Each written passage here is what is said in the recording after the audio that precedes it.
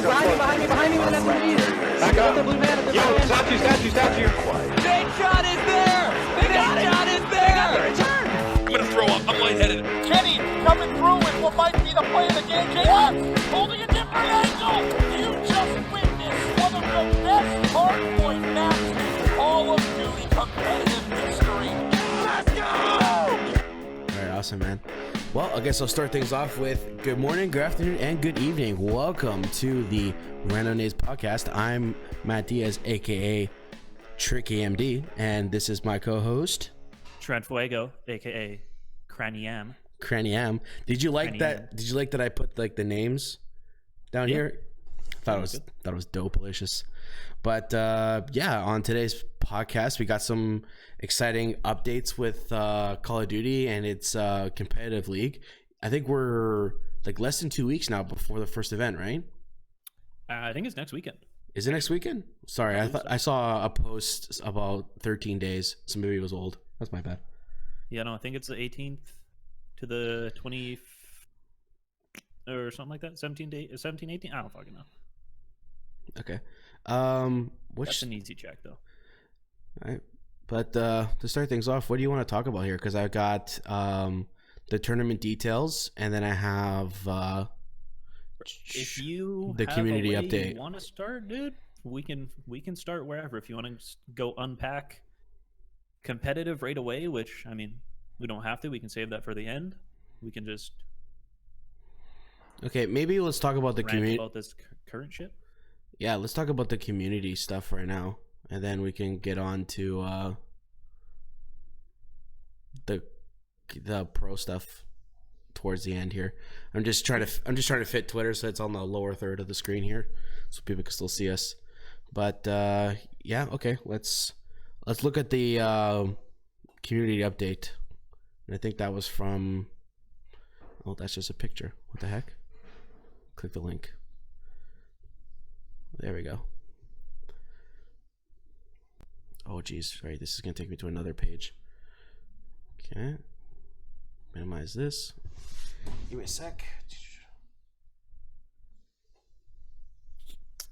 Sorry about that. Bro, what are you doing? I'm just trying to fit it so people can see what I'm talking about. Cover the bottom of the Discord. Like not minimize Discord, but go small screen Discord and then put the thing underneath it. Yeah, right now, so it's like we're on the top and then everything is down below here. Yeah.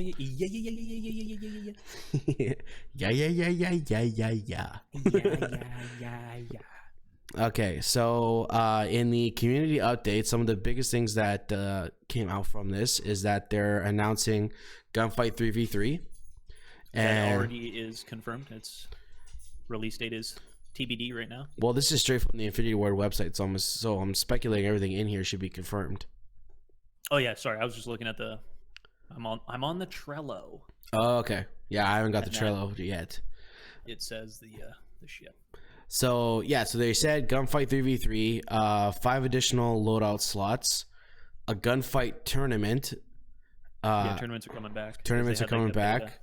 And then they're hyping us up with more like double XP weekends or double XP events. Yo, we don't need those, dude. And then they kind of briefly talk about some issues here.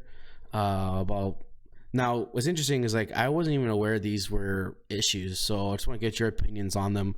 Light flickering on various maps. Were you seeing anything like that during gameplay?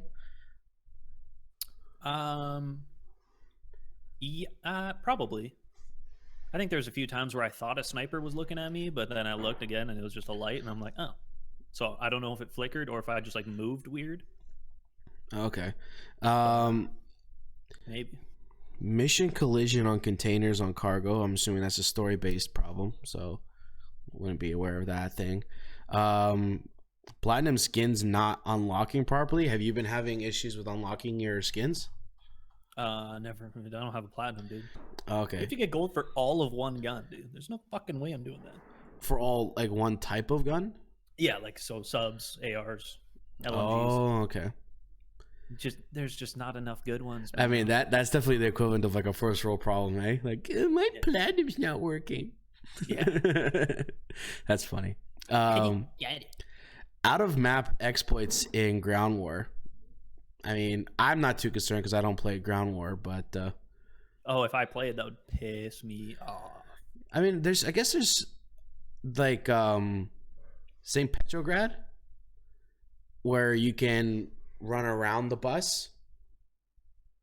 Piccadilly? Or Piccadilly, sorry. In Piccadilly, you can run around the bus, and that's kind of out of bounds. That's not really an exploit, though, because, I mean, we were doing that in Black Ops 4, and that's just like they hit you with a timer to get back in the fucking map, and if you don't get back in the fucking map, you're dead.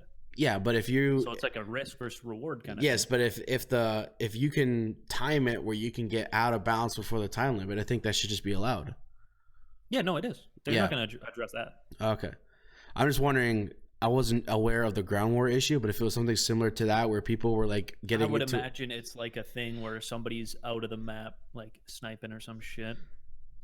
Or like stuck in a fucking wall so you can't shoot back. Yeah. Probably something along those lines. I'm not 100% familiar with it because and then I don't play that shit. Once again, another first world problem here. Platinum and Damascus camos glare while ADS. Have you seen the video of that one dude? It was in like the back of Ramazda. No, I'm not sure. And he has this guy like dead to rights, screwed over, and he chases him. And then when he jumps like out of the building and aims down, I think he was using the Bison or some shit. Okay. And when he aims it down, dude, the gun looks like the sun, and he can't see where he's shooting. And I was like, this is a fucking problem. Oh man, that'd be annoying, but like, hey, maybe take off your platinum. I get it though. Yeah. You earned it. You want to wear it. I get it. Yeah. So, Exactly. and then of course they go, but that's not all we're tracking. We're tracking a whole bunch of other things. I just found it interesting. So this whole section, there's certain things that I'm a little annoyed about, or I don't know if it's annoyed or just like disappointed that they kind of took this angle on their update. But like, first off, they decided that to be their biggest 5 problems with the game right now. Here's where I wasn't sure when you when we were talking about it off air, you were like, yeah, I'm kind of fucking pissed. And I'm like, Yeah. These all sound good. I don't know how you could be mad. I But mean, see what you're saying now. Yeah. So like, this is really your 5 biggest concerns right now. 2 of them being issues with the platinum skin. Yeah. I mean, Yeah, not unlocking and then it being too stupid when it's unlocked. yeah, I mean, like check your percentages. I can't imagine that many people playing the game have earned platinum already.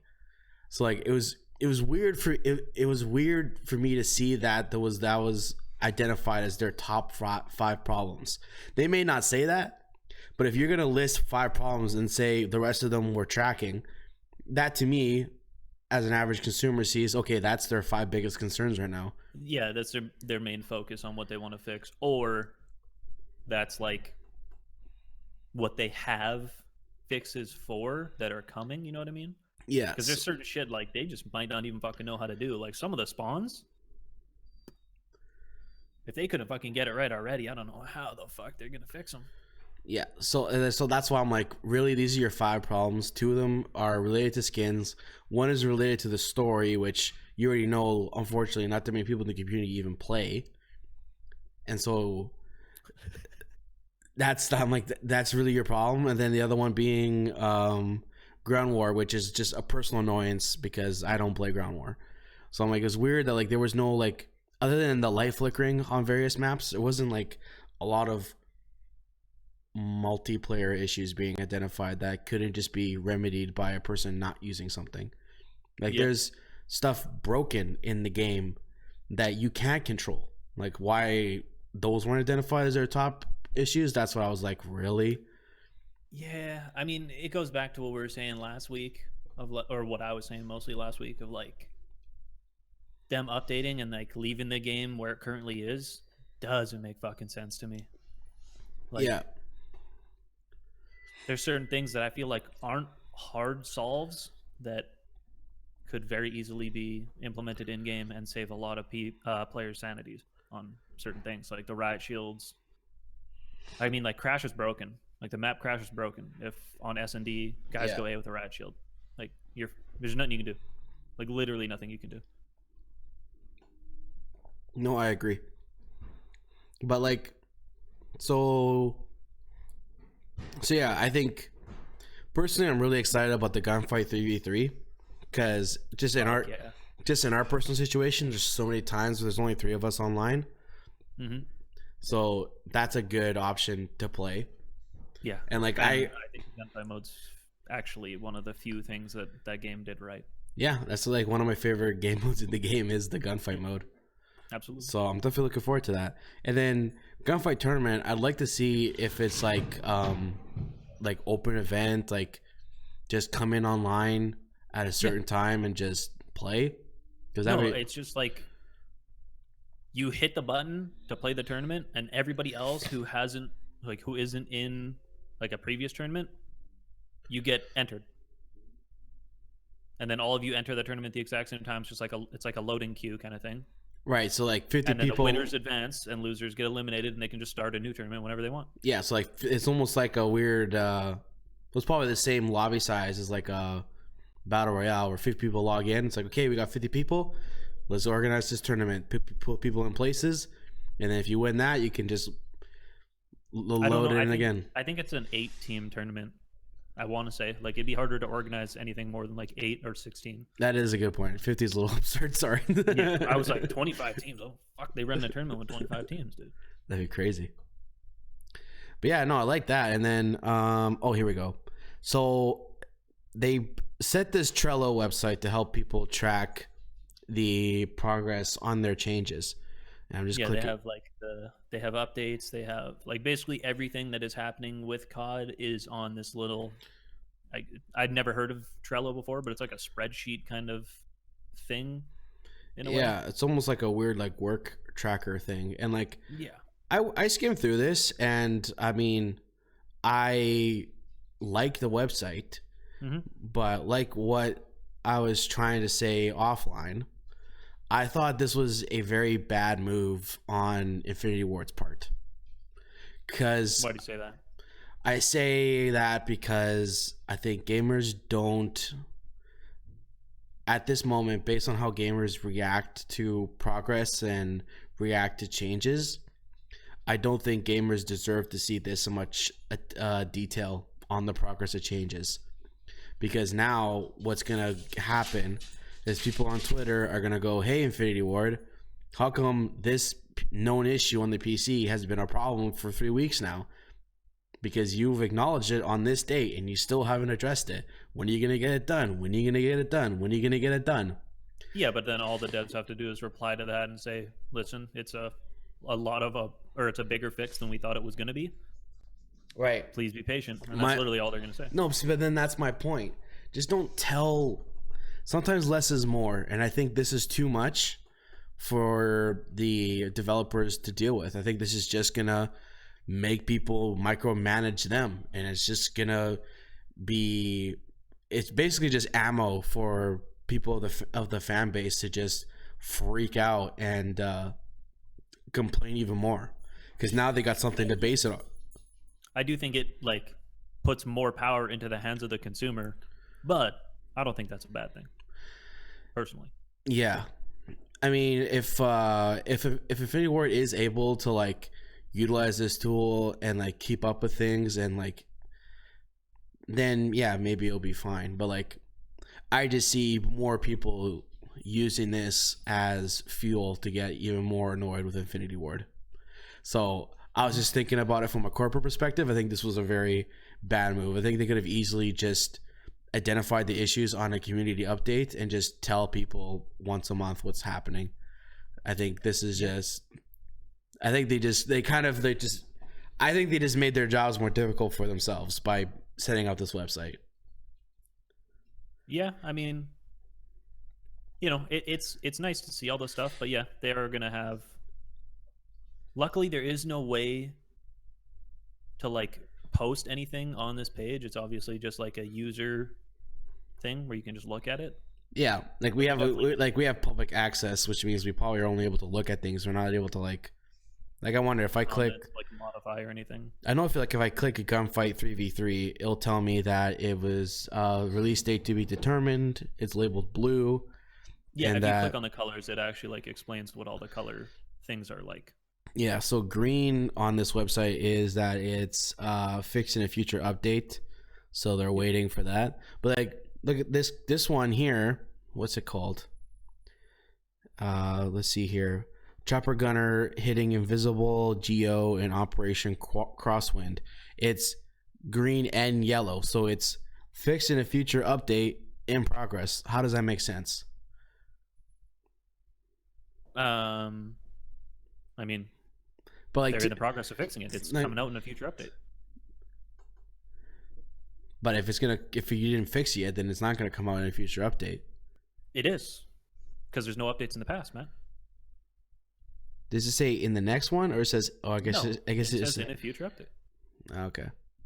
So what's happening there is they're just saying that like in progress means, or fixing a future update means they found a fix for it, so it will be updated and that won't be a problem anymore. But it probably isn't coded in yet, so it's in progress. But I think if we go back to the Infinity Ward website, I thought there was like somewhere where you're supposed to be able to like tell them if there's problems.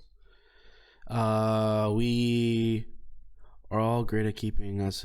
You're all great. You are all great at keeping us updated with features you'd like to see, modes you want to play, bugs you encounter, and overall feedback. Let me see here. This board. Check out the Modern Warfare Trello board here. Moving forward, we want to keep you more updated, so we'll add a playlist update on every Tuesday, developer diary on Thursday, and the community update blogs on Friday.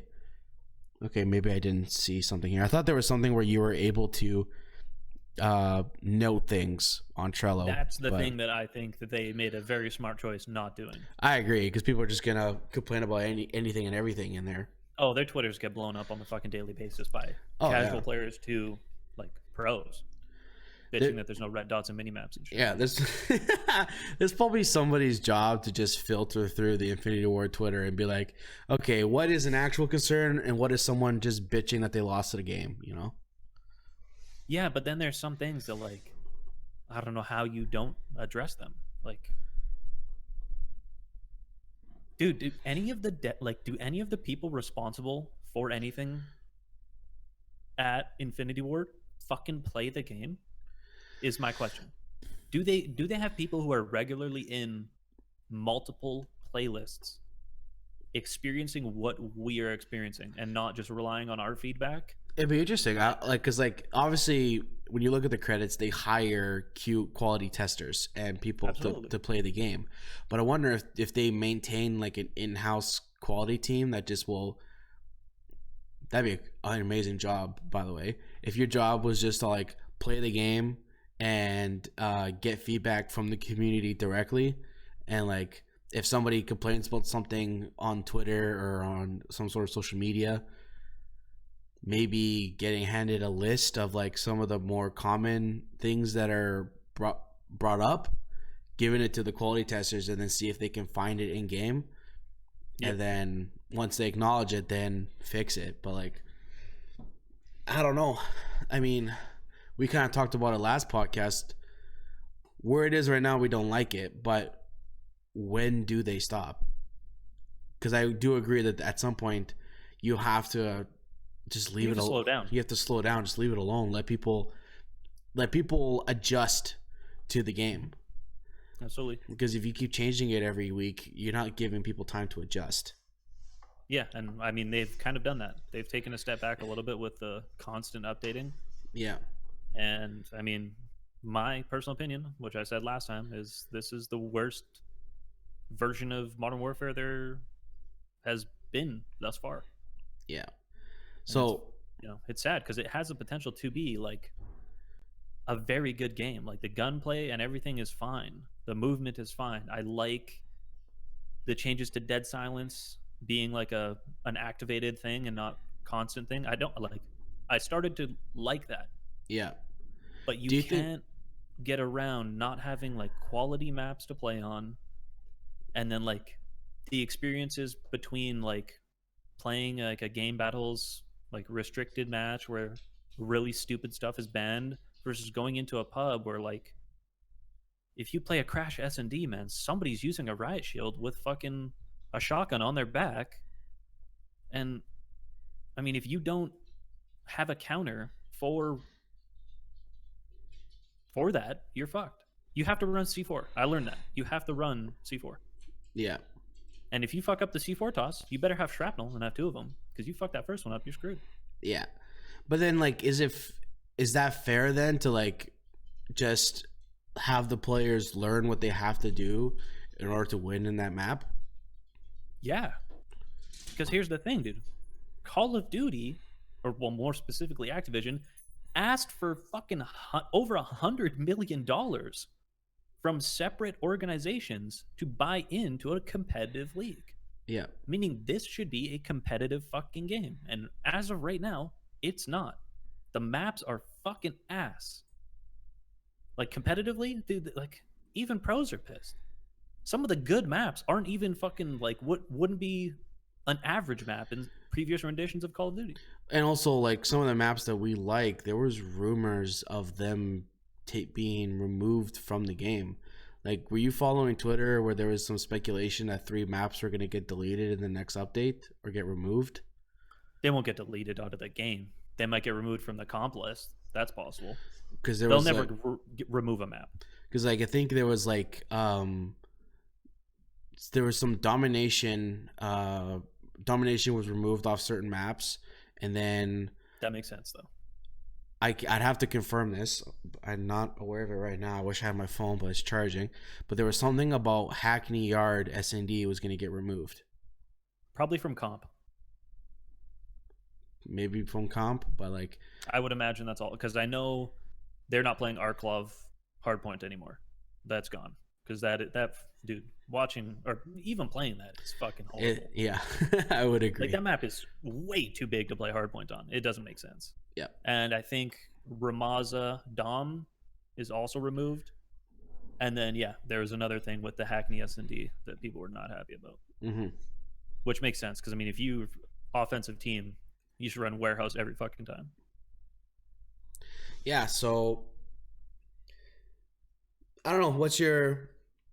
I guess your overall feelings is that this whole Trello and being able to show people what you're working on is a good move on their part? I think it's good. I obviously I think it's going to come with baggage, or, like, you know, there's going to be a con to anything. Yeah. And the con for that is people are going to attack them more for the shit they're, like, not fixing. What I'll say then is, in order to kind of refine my position, I like the website and I like that they're able to show what they're fixing. If they don't keep up with it and let it drag on, they just gave their fan base free fuel to rip them on That's social what I mean. media. They put them doing that is smart, because it showed, like, it gives us way more, but it's also bad because it gives us way more. So yeah, we know if they're dropping the fucking ball. We know if they're not doing shit. We know, like, you know, someone's gonna, like, if there's a time where this Trello site ever, like, there's not a lot of things on the list, dude, someone's screenshotting it, sending it to Infinity Ward and being like, what the fuck are you guys doing? Yeah. No, and this thing is empty, and fucking, you know, you can still fast swap a riot shield to a shotgun and shoot me one time and I'm dead. Yeah, they're still playing they're playing a very dangerous game, making this move, and if they don't keep up with it, it will bite them in the ass. But I respect it. It's ballsy.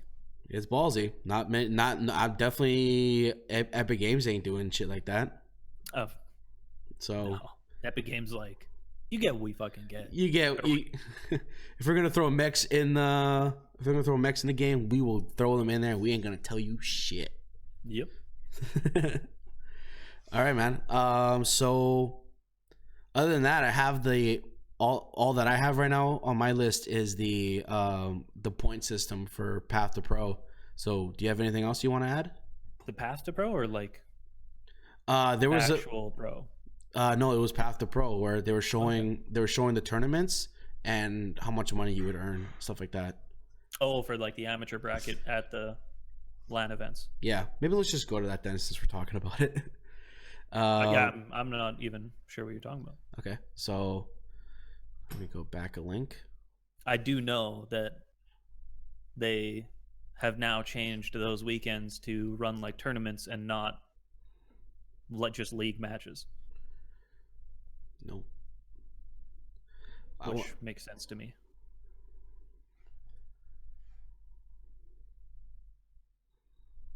Come on. Like, I clicked the picture, but where's the... There we go. Call of Duty point structure, Challengers 2020 details. So this is the Challengers details. Hit me with them. All right, so on Call of Duty Challengers, the official Path to Pro system kicks off in Minnesota during the launch week of the series. This sold out event, which obviously sounds like they've already sent out their invites for amateurs. I'd like to see what they base it on. Like, was it the top 16 people on game battles or anything like that? You don't think so? It is whoever bought a pass, almost guaranteed. Oh, like if you bought a pass to the event, that's who's going? Yeah. I'm assuming they were selling team passes for the open bracket events, and I'm assuming just the point system in the Challengers thing is a seeding thing. So the team with the most points from the 2Ks will be first seed. So they'll have like the easiest road, Interesting. like sports. We should see if we can find like Ticketmaster or anything like that selling that, and then like see if they are selling the site. Yeah, let's update that and like see if we do find like Team Pass being sold. So yeah, so it says here the sold out event will feature up to 192 teams competing on site for their share of $250,000. Is that including pros, or is that just the amateur scene? This is Call of Duty Challengers, so it's just the amateur so scene. Fuck, that's actually quite a bit of money for an AM tournament. Yeah, so first place, the prize pool breakdown is first place gets $80,000. Really? Yeah. Why isn't it 100? I don't know. Maybe because you get money all the way to 16th place. Oh yeah, normally I think it's top 12. Yeah, Actually, might have been only top 8. So yeah, first place gets 80 grand. Second place gets 40 G's. Third place gets 25.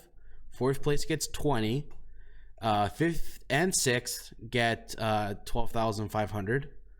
Seven and eighth get 7,500, and then 9 through 12 get 6,250, and 13 and 16 get 5 G's. Not a bad weekend. Not a bad weekend. I mean, even if you get 16th place, that's like $1,000 each. Yeah, $1,000 each. Get no. So yeah, that's then there's a from what I understand, each major pro event is also gonna host an AM event. And It's supposed to be very much like UFC, where the AM event is earlier in the day and then the pro event is after. That would make sense. So it says here launch weekends Challengers schedule. Looks like the first event starts from 6 to 9. That's interesting. And then I see here, competitor check-in is Thursday the day before, and then Friday. It could also be on a separate stream. Yeah, it might be a separate stream. So it looks like they'll check in the Thursday before, and then competition begins 1 o'clock on Friday. That makes sense. And then Saturday they start at 10, and then Sunday they start at 10. Yep, that's standard. Yeah, that makes sense. And then but I do know that it's not league matches. It's back to a tournament thing. So like not all teams are going to be there for the pros. No. They're still running it like a tournament. Yeah, I think it's very much like a private tournament at the event. That's hosted by Call of Duty Challengers. No, I'm saying the pro scene. The pro scene. What do you mean? Actual. Like so that? Like you mean like know how like teams get invited, like the pro players, like the pro team. So Minnesota is hosting it, so the Ruckers are going to be there. Huntsman might be, like whatever teams are going to be there. Yep. We knew before that it was just going to be a scheduled match And like Hunts, you remember how you were like, how come 2 teams play fucking twice and 1 team only play once or whatever? That's gone, apparently. Okay, there is a second link about the pros, so that's probably what's going to tell me that. Because, yeah, I did have that concern early on. I'm like, you're hosting a tournament, but not everybody's playing at that tournament, and some people are playing twice. No, they were hosting just a LAN area where league matches were going to be played. Okay, and then that's changed. Now it is a tournament. Oh. But not every team's invited, so it's kind of fucking weird. So I don't know how. And then, oddly enough, it says here, in addition to launch weekend, all Call of Duty teams will host challenger competitions in their home markets.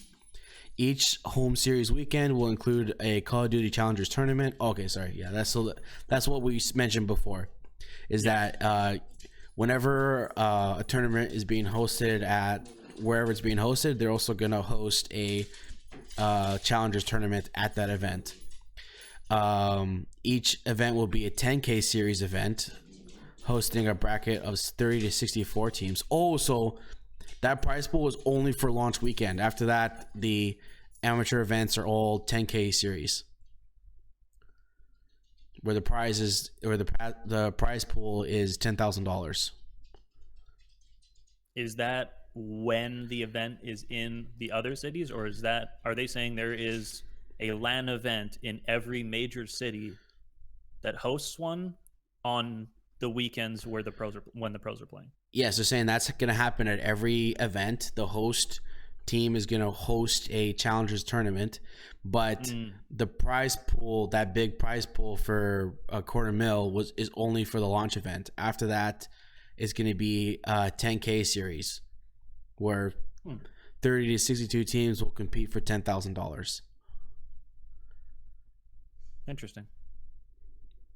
And then, and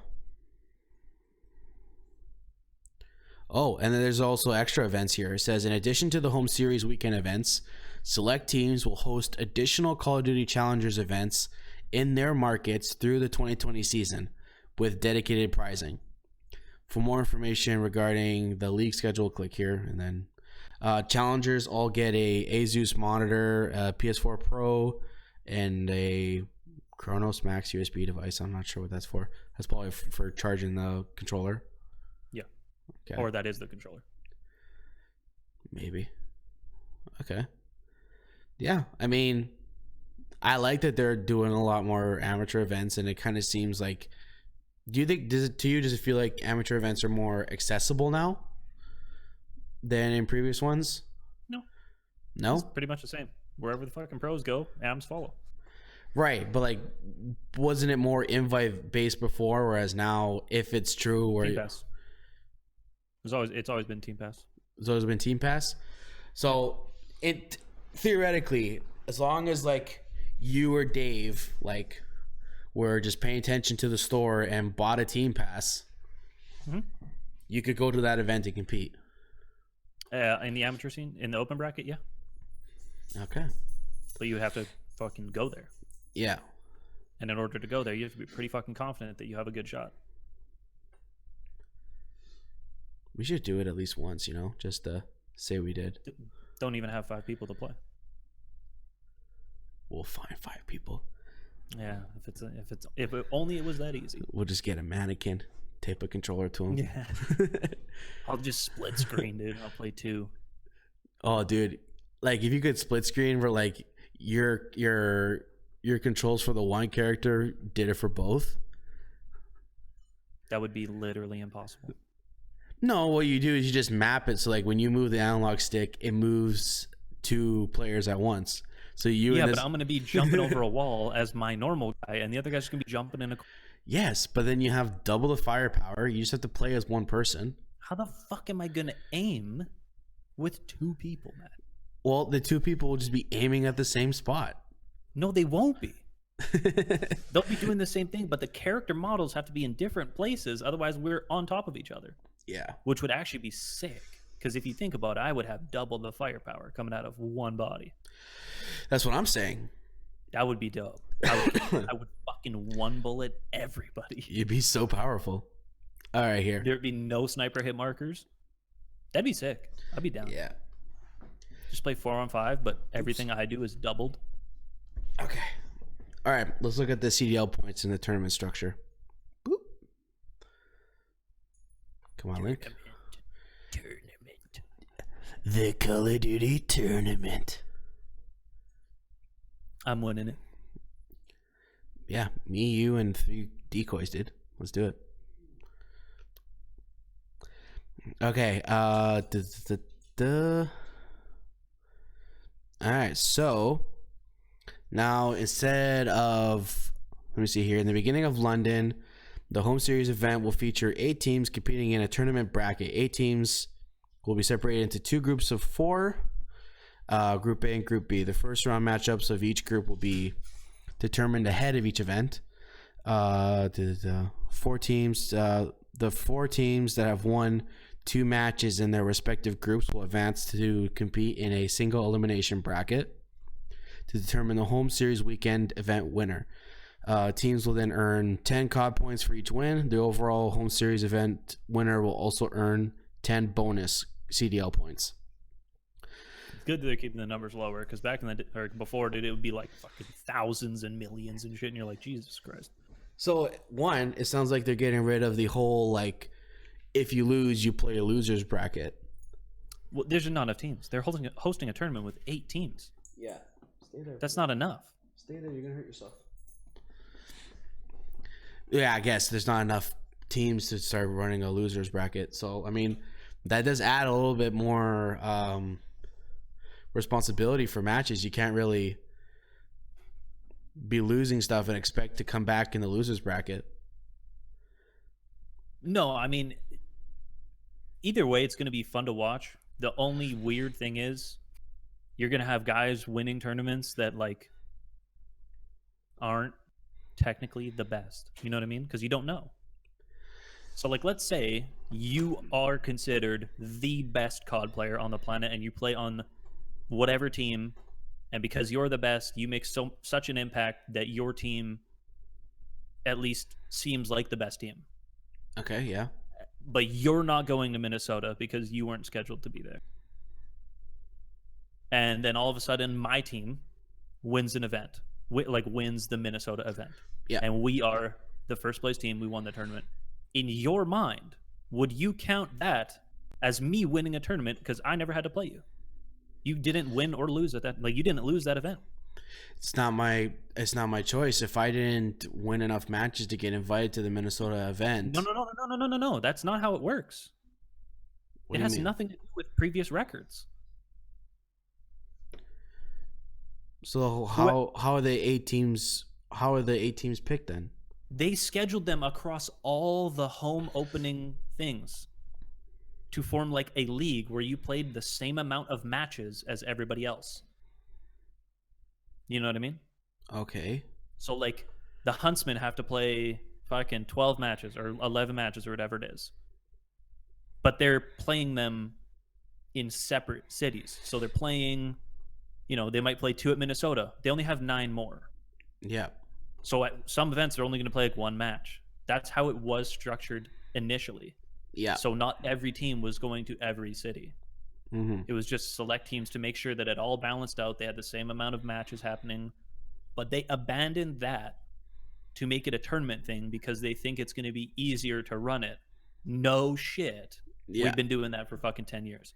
But, so now, like, if you're whoever, like, if you're like a fucking slasher who's like a very competitive person, and someone is fucking out there saying they're the fucking best, but you weren't at an event and you didn't lose.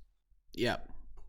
I'm not going to give you credit for it. I'm like, you got to beat me. I see what you're saying now, because only 8 people are going to the event, but there's 12 teams. Exactly. So 4 teams are just chilling. So 4 teams. How do you know who's the best? So 4 teams are just chilling. Okay. One, I'm assuming the people at CDL have organized the tournament so that each team is still playing in X amount of tournaments. So that they're probably trying to figure that out now. Yeah. Well, they better, because it would definitely not be fair, especially if you're giving out CDL points per match per win. Yep. Then you need to make sure that each team has the same amount of matches. Options. Yep. Right. Absolutely. So But yeah, no, I would agree. That is interesting. But one, you could use that to your advantage as for social media and be like, dude, you're trash. I wasn't even at that event. Wait until Arizona, bitch. I'm coming for you. You know? Absolutely, but like in the history books, when we look at like Krim and Karma are dubbed as the two like greatest Call of Duty players of all time. One, Karma has 3 world championships. Nobody else does.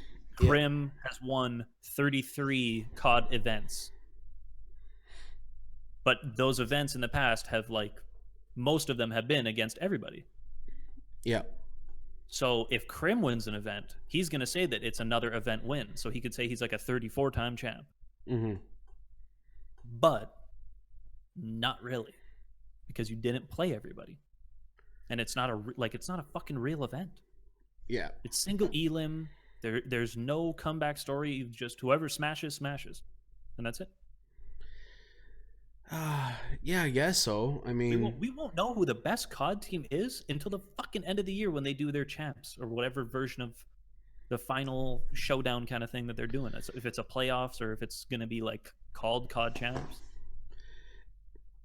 yeah, I don't. But I think based on the options we had before, I don't know if there isn't really another option. Like right now, I'm assuming this is a very similar model that they're doing in Overwatch, but I haven't seen how they structure their tournaments.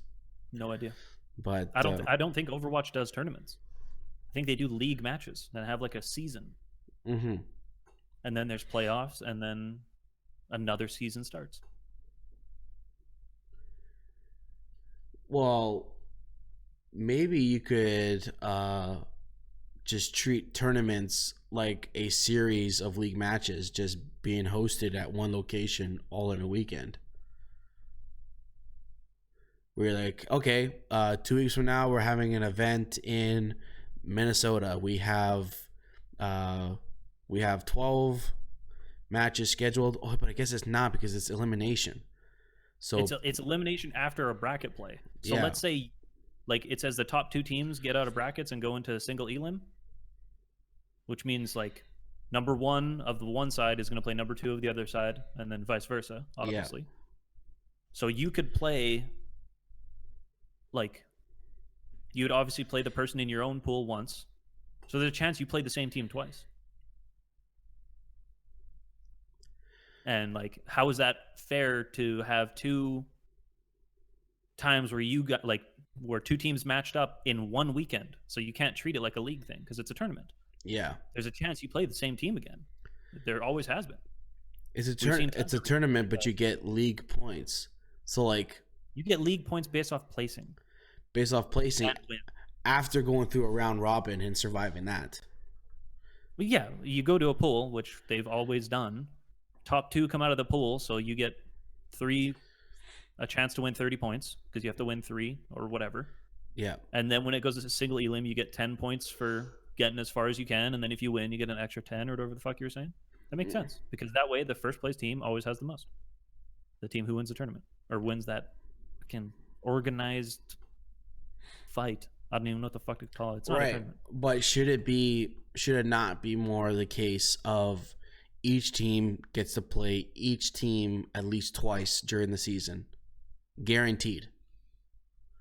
And then once that's all done, then you host a tournament, because that's what most sports do, right? It's like, well, there's a regular season. You play one game at home, one game at away against every team. Obviously, certain divisions play more times in certain sports. Yeah, because it's more accessible because they're closer. And then there's a playoffs, like there's a championship. Yeah. What they should have fucking done is had set tournaments. Everybody's invited, like all the pro teams go to each city, play, and they give out points for seeding for the next, like, and keep going. So at the end of like the 6 tournaments or 12 tournaments or whatever it is, or 11, I don't fucking know how, it would be 12 because there's 12 teams. Then all the points get added together, and that's your seeding, and you have Call of Duty champs. Yeah, I mean, like, because now theoretically, because you go to playoffs based on how many CDL points you have, you could theoretically have a team that didn't make it to playoffs, but yet never played the team that got first. What? Like if you take, I don't think there's going to be a playoffs. Like I don't know how the fuck they're doing it now. Oh no, it says on the website once playoffs are ready, the people with the teams with the most with enough. So that's probably what they're talking about with champs is probably playoffs. Yes, is that so? Anybody with enough CDL points will be invited to champs. Mm-hmm. That makes sense. But still, like theoretically, because every event is 8 teams getting split into 2 groups, and then the top 2 keep going through. If you're unlucky and keep losing those round robins, and just never get put in the same group as the other team that gets first, you never get grouped up with this other team, and that team happens to get first place in champs. I'm just saying that could theoretically happen. You could, yeah. There's a chance that 2 teams literally don't play each other. Yeah, 2 teams theoretically could have never played each other, and one if the bracket play always puts them on opposite sides, yeah, it's possible. But I don't think they would do that. Unless the 14 bracket play is not random and it's intentional. Yeah. I mean, the league directors are going to have to figure that shit out because I don't fucking know, dude. Changing this shit this late just doesn't make fucking sense. Yeah, and again, made fucking sense in the first place. Yeah, but like again, commit to something, man. Don't change it all the time because you just driving the nail harder on your fucking self. Man. Yeah, you're just driving the nail through your foot even deeper, man. When you keep making changes like this. Yeah, because now you have like half-assed fucking tournaments that like some people are going to consider wins, some people aren't. Like the new players who don't have a championship, they're going to consider that a fucking tournament win. They're going to count it as a championship because it's the first thing they've won. How are pros reacting to this change? I honestly don't know. I'm surprised I haven't heard anything because if I was Hex, I'd be livid because... Well, Hex ain't a pro, man. No, but like his organization put in all this money to compete in a pro style league, and the league has changed so much and has now made in my opinion, a drastic last minute change. Yeah, kind of to the structure of the league. Yeah, like I'm surprised there's no like protests of like fucking boycott Call of Duty League. No, because I think there's probably something in a handbook that they all had to get when buying in, where that like certain things are not allowed to say, or if there's concerns, they have to be brought directly to Activision or the board or whoever runs that shit. My concern would be a lot of that stuff is kept under wraps in house. Yeah, my concern fucking people. My concern would be fairness. I want to know proof that each team has had a chance to compete with every other team before champs. I mean, unless you're a shit can and you're getting fucking fried, and the one team is the Friolators, like there's a chance you wouldn't run into each other, but 99%, like with 99% certainty, I would tell you that the team that's fucking frying is going to shit on that team that doesn't win. Yeah, but the thing is, in every other league that you see in sports, regardless of your team shitty versus team all pro or the best, you still play them. Absolutely. Before the playoffs. And if you don't make it to the playoffs, then you don't make it. But you still got to play them during the regular season at least once, if not twice. Yeah, but there's always chances in tournaments that's like 2 teams didn't match up. There's always that chance in a tournament environment. Then I don't agree with the tournament style then. But like, it's kind of like a similar thing if you looked at like competitive Fortnite with like RNG being involved. They just repeat the system so many times that like it doesn't matter if there's RNG. Good players are gonna find ways to outperform lesser players. Then they shouldn't have changed anything. Then if they're gonna maintain the tournament style, get rid of the points and then have everybody invited to champs.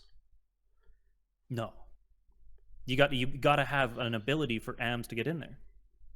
If a pro team, just because they bought in, sucks fucking ass, dude, they should not be able to fucking like there. I haven't heard anything about AMS being allowed to compete in the playoffs. You just said something about pro points. AMs are getting pro points when they go to these events. No, You said that earlier, too. I thought AMS are getting money. No, that stuff, like the 2K, 10K, that is also points. Let me check, dude. I thought it was only money. So,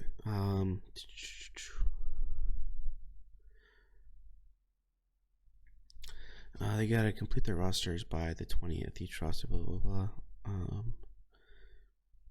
Each event will be a 10K series event, host a bracket of 32 to 64 teams, and will have a minimum of $10,000 in cash prizing. They will host an event with dedicated prizing, and then the following equipment. I don't see anything here about points, unfortunately. The 10K is the points. No, the 10K represents $10,000 in cash prizing. No, minimum $10,000. Minimum $10,000 in cash prize. 10,000 COD point, like CDL points, are up for grabs. How is that possible?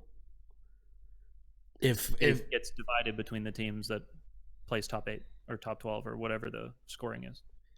Same thing with the way the money is distributed.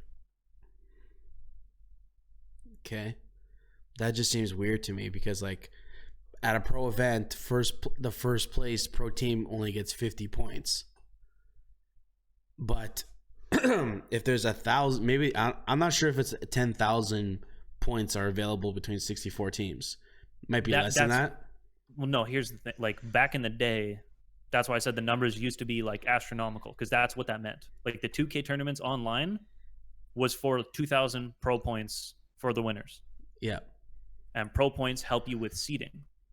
When you go look at like MLG's website back in the day, yeah, those pro points used to help you with seeding. So I'm not sure what the purpose is with the points now, but there has to be some way that a top, because if you're just relying on top amateurs getting picked up by these pro teams, it's never gonna fucking happen. Yeah. Like it just won't. No, those AM teams have to be given a chance to play, and then coaches see those players play, see who they like, and then, scout them, right? I don't fucking, dude. I have no idea how they're going to keep the longevity of this league going. I agree with you, where AMs should be given the opportunity to earn league points. Yeah, no. Well, here's the thing. Let's say an AM team is crushing it like Parasite's team is right now. I don't remember if they have an org name or whatever, but like, yeah, they win. They're a top 2 in the 2Ks online for amateurs every fucking time, because they used to be pros. Like, they're fucking disgusting at the game. Yeah. If you go to an event or whatever and like an opportunity is given for the worst pro team that has bought into this league and the best AM team, like let's say Parasite's team, for example, play each other, and Parasite's team fucking shits on them, you want to see Parasite's team in the league over the other team. But they didn't pay that money to get into the league. So what happens then is what I want to know. So all these teams that pay in the league, is there a possibility they lose a spot? Or would they just then contact Parasite's organization and like try to get them to buy in?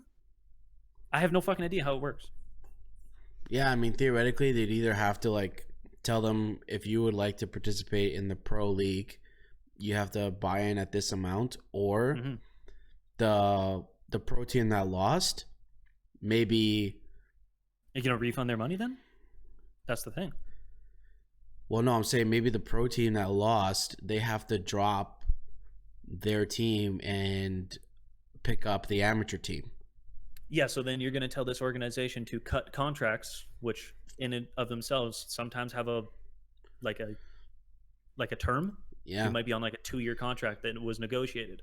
If you're getting your contract cut after a year, there's going to be like legal action that has to be taken where you're going to get a buyout. You're going to have to get bought out of your contract. Yeah. Which do you think fucking orgs are going to do that? Especially the orgs that are losing? Yeah, and plus I can't imagine people signing contracts where if they are bottom of the seed in the pro league that they can lose their jobs if they lose to an AM team. Nobody would sign that kind of contract. No, fuck no. So I don't know, Trent. I don't know if scares the fucking shit out of me, dude. Like, I don't want to not know. if it was Too much on the fucking line now. because I'm just thinking about hockey, right? Like, if AM teams played in their own tournament, and then at the end of the season, each pro team had to pick up one AM, and you essentially have like the NHL roster or the NHL draft. You have a Call of Duty draft where it's like Minnesota picks up, so and so. They're gonna grab so and so. We're gonna grab so and so, and then. But then it's not like how many people can you like a Call of Duty team is not like a hockey team where you could have 40 people. Not everybody's going to get playing time. Literally, the 5 people that have been chosen as starters are going to play all the fucking time. You're rarely going to see subs. I almost guarantee you that shit. Yeah. There's going to be a couple teams that are probably going to work a couple players in, like the Ultra, because they have 10. And like, maybe another team that isn't considered like a top team, they might fuck around with the substitution shit a little bit to like get an edge in search or something. Because I mean, the reality to me, it looks like no matter what, even if you're the first place AM team, you just have to like get lucky and hope that a pro team wants to pick up you or your team or one of your players. Yeah. And then otherwise you're just keep playing the AM. It's literally harder now. Yeah. With this league. And like, not only that, like you brought like the reference back to hockey with like drafts and shit. The problem is, dude, like, talent. Like that's why like these young players get picked up. You see the talent, and then you can grow that talent, and like hopefully like there's a potential ceiling on young players, right? Yeah. Call of Duty changes every fucking year, so players that used to be the absolute shit next year might not be as good. Yeah, and yeah. So like you can't bank on long run shit like regular sports because regular sports don't fucking change that often. And when they do change, it's very minor. Yeah, and you can't even assume that they're going to stop changing because right now you still have 2 Call of Duties in development right now. Yeah. So, like... exactly. Like, what do you... Like, last year, Simp would have got signed this Supermax contract. Oh, yeah. Every team would have been like, we need this motherfucker for forever. Yes. If Black Ops 4 was going to be played for the rest of our fucking lives, Simp, Dashy, Octane, like these guys would have gotten like fucking Supermax, where you can't touch them on teams. They would have got McDavid contracts with their exactly. They would have got the absolute biggest fucking things to stay on whatever team they were on. I agree. But like they're all still very good, but we're gonna have a new number 1 player, almost guaranteed. Yeah, I mean, I'm not even optimistic about this league anymore. I'm just straight up concerned because it's a beat horse trying to die, and like I don't know if it's gonna be good, man. I don't like this how the structure keeps changing so much. Like this is all like if you read this in a textbook, you're like, oh, they fucked up. Like this, like you could see it coming. Yeah, it was too early. Yeah. COD as an esport was not ready for this shit. No, it was. I think executives made the wrong decisions because you have league events already. People are doing stuff in Overwatch. People are doing this in League of Legends. Just because you change the game doesn't change how you structure a league. No, but signing multi-year deals to players is way harder because at any fucking moment, someone could you could be super average at every COD until Modern Warfare hit, and all of a sudden you're literally fucking deuce. That's the biggest problem is like they have to acknowledge that we're gonna stop making annual Call of Duties, and this version of the Call of Duty will last 5 years.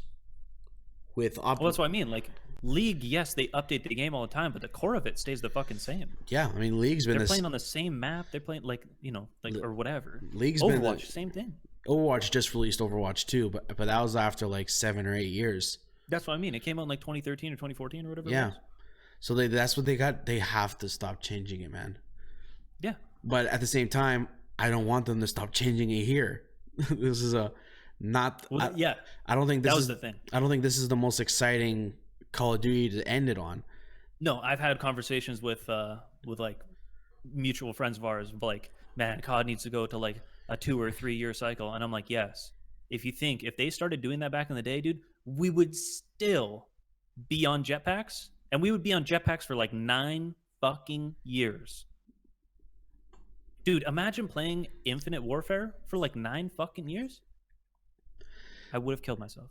Yes, but also theoretically, what would have happened too is that They would have made a better game in place of it. The problem is what you're thinking is you got to think about the year that jetpacks got exciting, and think about how long the previous Call of Duty would have been gone through if it had sticked around for 7 years. So theoretically, what could have happened was the previous Call of Duty could have existed through that whole jetpack hype, and by the time the game died, jetpacks died off real quick, dude. Like, people got annoyed with it real quick. So if people were playing it on Titanfall, no, I'm talking COD. no, You can't bring another fucking game in. no, but the reason it came into COD is because people were liking Titanfall. No, the reason it came into COD was because people in COD were pissed that we were making the same fucking game every year. That was Interesting. the constant critique that was happening. They had nothing to do with another dev. See, because maybe it was a coincidence then, because Yes. Titanfall came out and you were wall running and doing jetpacks to shit, and The then first COD jetpack did not have wall running at all. oh, okay, That was added in for Black Ops 3. I was added in for Black Ops 3.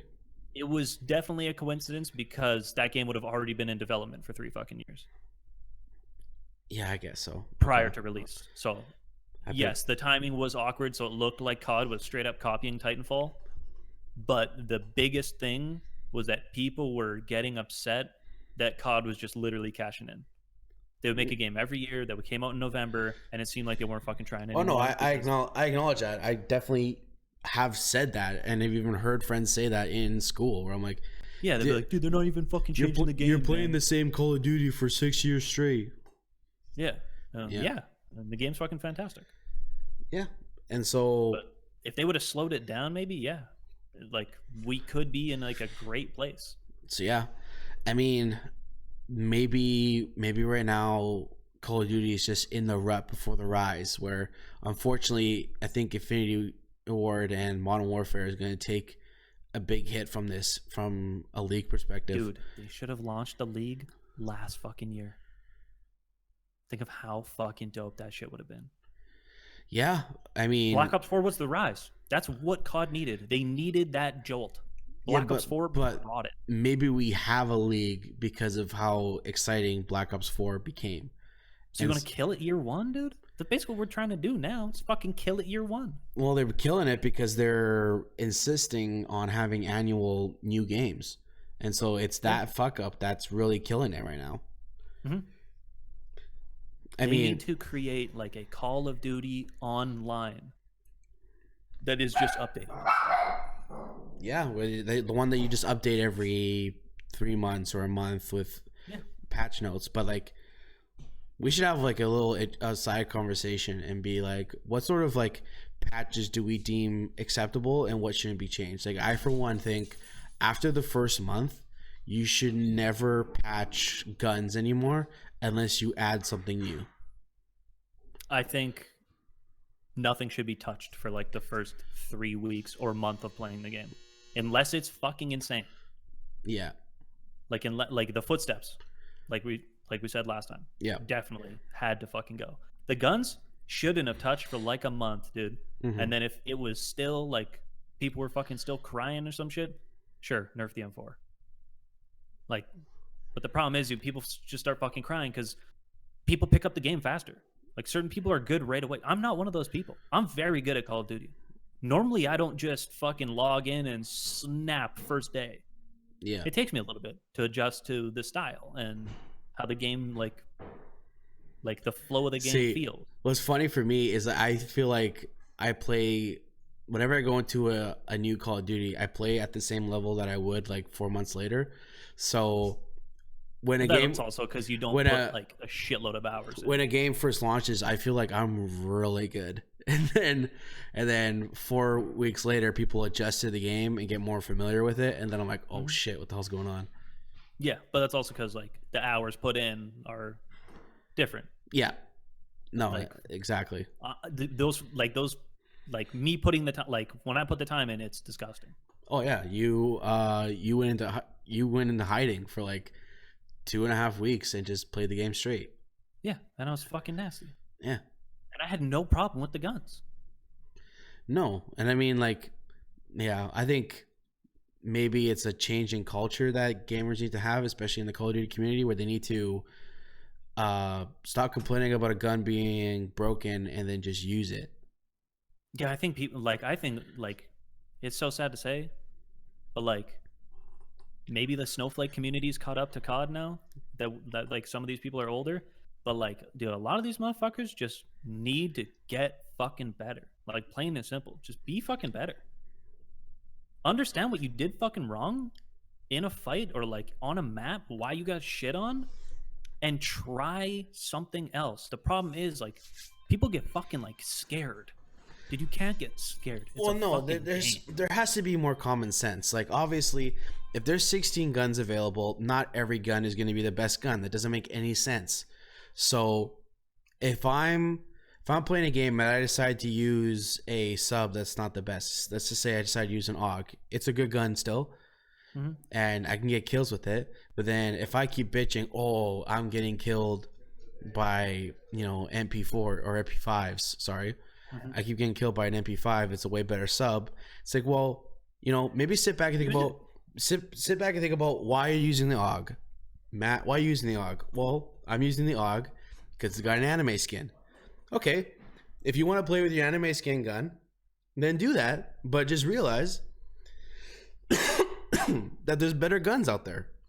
Yeah, absolutely. I mean, I do the same thing. Like, I have classes that I use more frequently in pubs, but if shit gets sweaty, you best believe I have an MP5 and an M4 fucking waiting. Exactly. When shit gets sweaty, I'm like, okay, dude, you think you're a fucking man running around with an M4? It's already gold. Like, you're not even trying to get in other camos. So yes, watch this shit. So you have the option to play with any gun you want. However, the developers don't have a requirement to make you the best player with every fucking gun, dude. Dude, it's up to you to be good. Yeah, that's the reality. Literally. Welcome to life, dude. It's up to you to figure it the fuck out. Welcome to life. Yeah. All you kids out there, they're still just getting pushed through school, man. Once you're fucking out of there, dude, it's up to you to figure it out. It's fucking scary. It's very Start scary. in video games, man. Figure it out in video games, man. Maybe it'll help you later. Yeah, maybe people are just learning their life lessons through games because they haven't had to go out in the real world and learn their life lessons. I apply this shit to real life all the time. That's why I'm really fucking mad at life, dude. Yeah. Oh, I was a little bit upset. We'll finish the podcast with this, but I was a little bit upset with life this week. Yeah.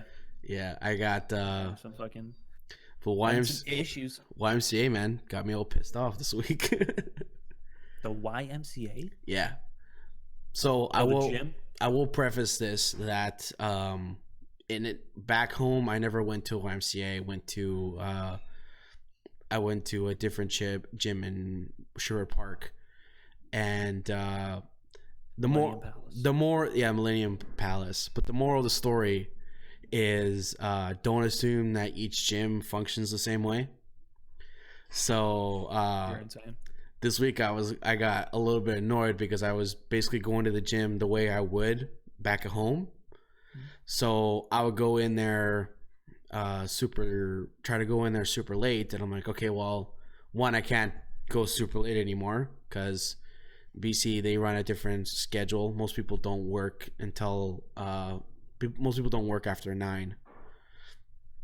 Whereas back in Millennium Place, you could technically go to you can go swim laps and go to the sauna at like 11, and then they would close at 11. So you can go there at 10 o'clock, you get an hour in, and then leave at 11. But most places in BC, they close by 9 o'clock. So I'm like, Jesus. so I'm like during the workday, I'm like, okay, that makes sense. People need to go to bed. So during the workday, it didn't bother me. And then this weekend, we went in on Saturday, and my dad had to go to work. So my dad's like, hey, when I'm done work, we'll go to the gym. I'm like, aces, let's do it. We go to the gym. I get my hour cardio in, do some reps, do some weightlifting. Then I'm like, okay, it's 7 o'clock. Because I think we got there around, I want to say 5:30, 6 o'clock, because I did an hour walk. So I'm like, okay, it's around 7:15. I'm gonna go downstairs, hit the sauna, and then go home. So I get my sweaty ass downstairs, get into my swim trunks, and then walk out to the pool. And I just see a huge crowd of people walking towards me, going the opposite direction. I'm like, okay, what the hell is going on here? And then I see the lifeguards like waving people down and telling them to get out. And I'm like, oh, someone probably shit in the pool. Your brain would go there. Yeah, I'm like, oh, someone probably shit in the pool. That's why they're kicking everybody out. So I'm like, okay, I'll just go to the sauna. And then I turn to go towards the sauna, and then the lifeguard goes, oh, we're closing down the pool. I'm like, yeah, I know that. Someone shit in the pool. And so I'm like, yeah, that's fine. I'm just going to go to the sauna. She's like, no, we're closing the whole area. I'm like, what do you mean? Like, what's going on? She's like, oh, yeah, we close the swimming pool area at 7:15. I'm like, aren't you guys open until 9? I'm like, yeah, we close it at 7. And I was like, oh, what the fuck? Because I had planned this whole thing out where I was going to go do my hour. I was going to lift some weights, and I was going to go to the sauna and then be out of there by 8:30. Yep.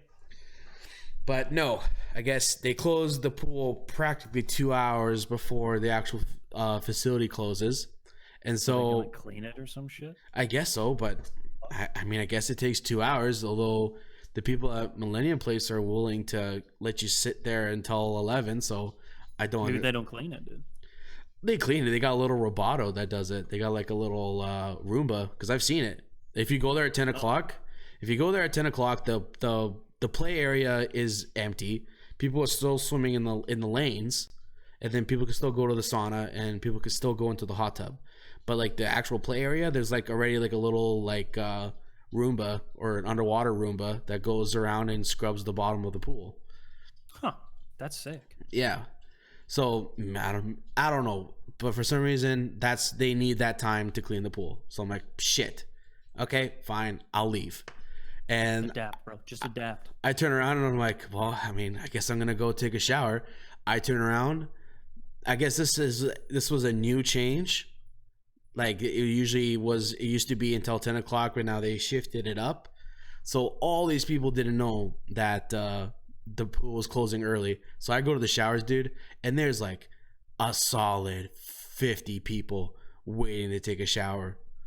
And I'm like, oh, fuck this. I'm not sitting here naked waiting to take a shower. So I just take my towel, kind of dry off as much sweat as I can, and then just drive home and then bitch about it to my dad, because I'm like, these guys ruined my routine, man. They ruined my routine. Yeah. And then, oh yeah, that'll piss you off. And then I was like, okay, whatever. Take a shower. We'll move on. Next, I know better now. Sunday morning, we'll go early because they close early, so we'll go earlier.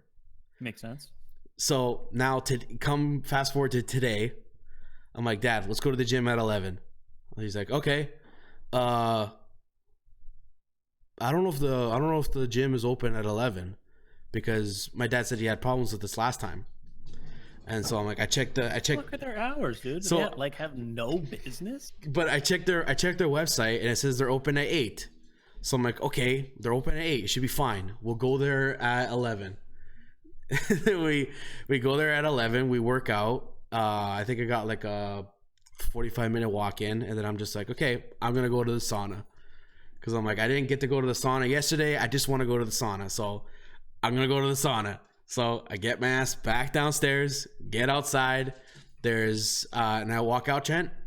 Everybody's in the hot tub. There's some people in the swim lane, but no kids in the party section, and there's a guy cleaning the sauna out. So I'm like, God damn it. Now that's twice now. That's twice in a row. I've been trying to go to the sauna. So I guess what it is, Trent, is that yes, they're open at 8, but the pool area isn't officially open until 1 o'clock. So 1 to 7 is your hour of swim time. Yeah. So you get a 6-hour window. Jesus. And I'm like, damn, it's so restricting, right? A bunch of lazy bitches over there, dude. I made that joke to my cousin Kyle because he works at the YMCA in Edmonton. Because I texted him right away because I'm like, I just assumed on Saturday, that BC were just a bunch of lazy people and that they just wanted to kick us out early. So I went to my cousin and I'm like, hey, is this bullshit in Edmonton too? Or is this just some lazy BC people? And he's like, oh no, all of YMCA does the same thing. And I'm like, this is ridiculous, Kyle. And so I ranted off to him, tried to get him to answer my phone calls, but he smartfully didn't. Well, yeah, smartfully. I like that, dude. Smartfully. But write that one down, dude. I was trying to get a reaction out of him, so I threatened to go on Twitter and talk shit about YMCA. Should have. Yeah, and he's like, what the fuck are your cool hours? But but then when I kind of understood that, I guess YMCA is a non-profit org, so what? Really? Yeah, I did not know that. Do you have to pay for a fucking membership? You pay for a membership, but I think what constitutes a non-profit org is that they have net zero revenue or lower, so they're only charging enough to run the facility and pay their employees. So I guess then what if there's got to be times they have excess, they fucking donate it or some shit? I wonder if they have excess, they might throw it into renovations and that's how they get away with it, but I don't know. Or my dad was saying maybe if they have access, they drop the rates for a month. But someone has to be running that shit. There's got to be a board of directors. Dude, nobody's doing that for free. Yes, unless that includes their wage. Right now I'm assuming that the monthly admission is paying for everybody. So then what happens, dude, if there's excess, it just counts as their salary as well. maybe for sure. Maybe somebody's... That's how I would fucking weasel it out too. Maybe I'd be like, oh yeah, no, there's no profits, dude. They just split the check on all maybe some weasel is just putting it into his salary, but yeah, exactly. But I was just very frustrated this weekend because I had this whole plan.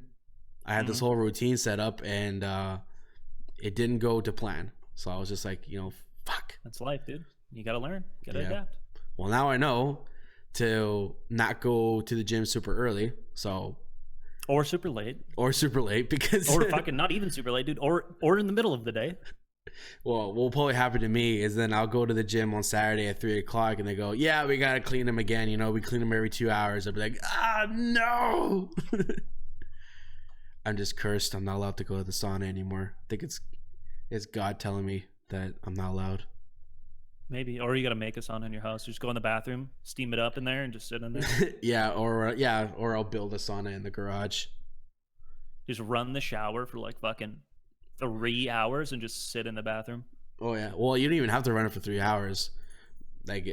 Our bathroom will fog up real quick. There you go, dude. Just sit in there. Just go chill in the toilet. Yeah, but if I turn my bathroom into a steam room, the walls, the paint is gonna bleed off the walls, and then it's just gonna look like a meth house in there. That's fine, dude. Go in there to handle your business. All right, man. Let's wrap this thing up. Yeah. He says as he yawns very aggressively. Yeah, the most disrespectful thing ever, dude. Yawn in people's faces. All right. You got any final messages you want to say or anything you wanted to bring up that we missed? No, I don't think so. Okay. Come here, Charlie, because you keep trying to jump up here. Come here, buddy. There we go. All right.